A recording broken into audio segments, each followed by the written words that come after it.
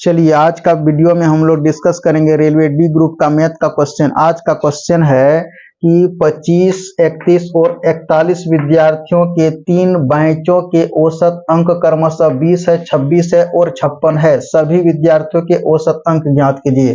सभी विद्यार्थियों के औसत अंक ज्ञात करने के लिए आपको सबसे पहले कि फर्स्ट बेंचों के कुल अंक निकालना होगा। तो फर्स्ट बेंच का कुल अंक कैसे निकलेगा?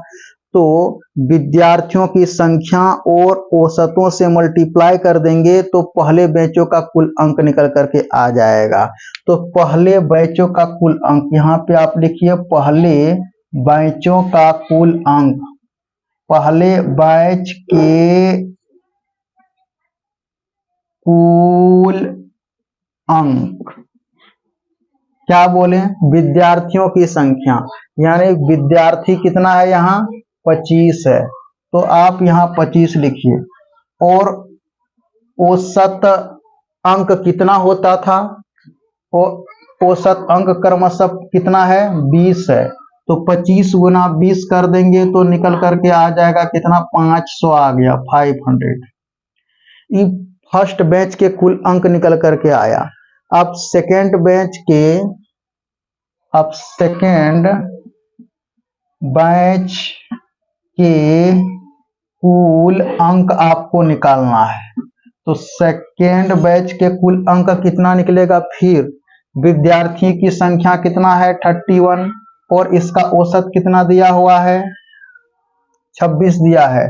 तो ये हो गया 31 गुना 26 को अगर हम मल्टीप्लाई कर देते हैं तो 806 निकल करके आ जाता है। सेकेंड बैचों के कुल अंक हो गया। थर्ड बैचों के कुल अंक, अब थर्ड बैचों के कुल अंक कितना आएगा? थर्ड बैच के कुल अंक, कुल अंक कितना हो जाएगा? चलिए, यहाँ विद्यार्थी कितना है? 41, और इसका औसत कितना दे के रखा हुआ है? तो 56 दे करके रखा हुआ है। दोनों को आप मल्टीप्लाई कर दीजिए तो कितना हो जाएगा? 26 गुना 41। अगर ये दोनों को गुना कर दीजिएगा तो हो जाएगा 2096 आ जाएगा, यानी 2296 आ जाएगा। अब सभी विद्यार्थियों के कुल संख्या कितना हो गया? सभी विद्यार्थियों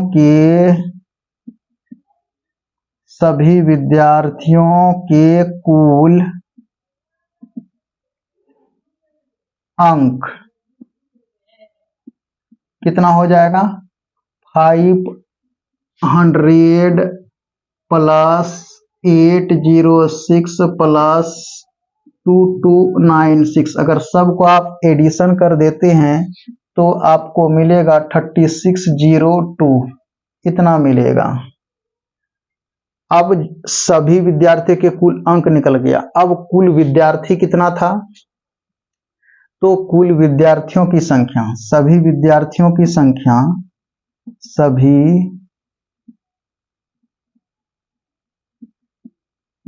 विद्यार्थियों की संख्या, तो सभी विद्यार्थियों की संख्या कितना हो गया?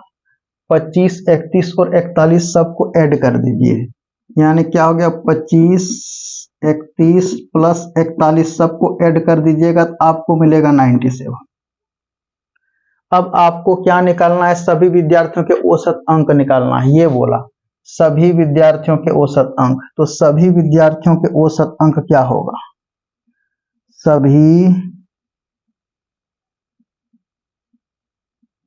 विद्यार्थियों के औसत अंक इक्वल टू कितना हो जाएगा? तो सभी विद्यार्थियों के कुल अंक डिवाइडेड बाय, ये सभी विद्यार्थियों के कुल अंक में विभाजित कर देंगे कितना? सभी विद्यार्थियों की संख्या से। तो सभी विद्यार्थी की संख्या कितना है? 97। अब इसको अगर काटते हैं तो कितना आ जाएगा? आपको कितना मिलेगा? 37.12 मिलेगा। तो क्या 37.12 कोई भी ऑप्शन में है? तो आप ऑप्शन पे नजर दौड़ा करके देखिएगा तो आपको ए में नहीं मिलेगा, आपको बी में भी नहीं मिलेगा, आपको सी में भी नहीं मिलेगा, आपको डी में मिलेगा। और यहाँ पे कहा था दशमलव के 2 स्थानों तक पूर्णकित, यानी ये 2 दशमलव के 2 स्थानों तक बोला है। इसमें तो ऑप्शन में तो 2 अंक सब में है दशमलव, इसलिए सही आंसर आपका हो गया डी हो गया।